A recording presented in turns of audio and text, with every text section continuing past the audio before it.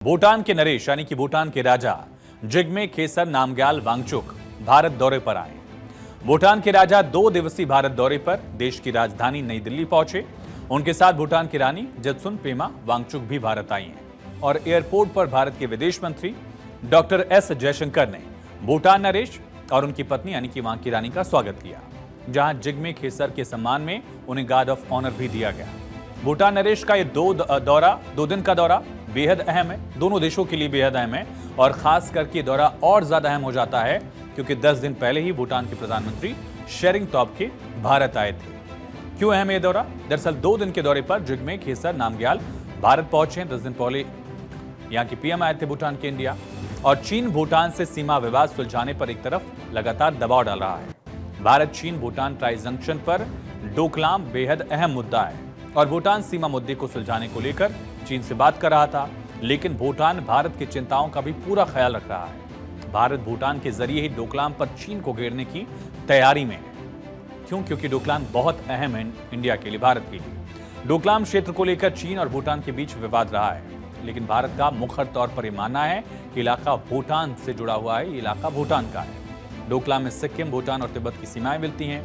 रणनीतिक लिहाज से डोकलाम भारत भूटान के लिए इन्हीं मायनों में अहम है और भूटान के लिए भारत एक ऑल वेदर फ्रेंडली नेशन के तौर पर रहा है। किसी भी परिस्थिति में भूटान को जब जरूरत हुई, भारत ने उसकी मदद सबसे पहले की है, चाहे वो कोविड का काल हो या कोई आपदा।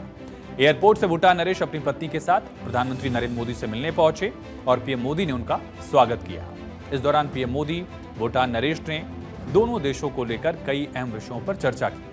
पीएम मोदी ने इस मुलाकात के बारे में सोशल मीडिया पर भी शेयर किया और तस्वीरें शेयर करते हुए पीएम ने लिखा है कि भूटान के राजा और रानी का भारत में स्वागत करते हुए हमें बहुत खुशी हो रही है। भूटान की प्रगति और क्षेत्रीय विकास के लिए मैं राजा जिग्मे खेसर नामग्याल वांगचुक की दृष्टिकोण की तारीफ करता हूं। पीएम ने उनके नजरिए की तारीफ की और आगे लिखा कि हम भारत और भूटान के बीच खास और स्थायी साझेदारी को आगे बढ़ाने के लिए प्रतिबद्ध हैं, डेडिकेटेड हैं। इसका जिक्र किया गया कि लगातार मिलकर काम करेंगे।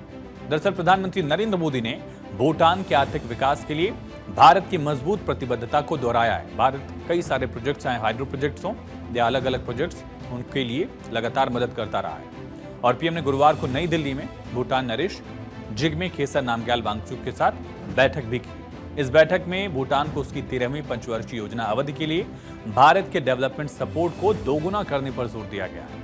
पीएमओ की तरफ से भी बयान जारी किया गया, जिसके मुताबिक नेताओं ने दोनों देशों के बीच आर्थिक संपन्न बढ़ाने में हुई प्रगति की समीक्षा की।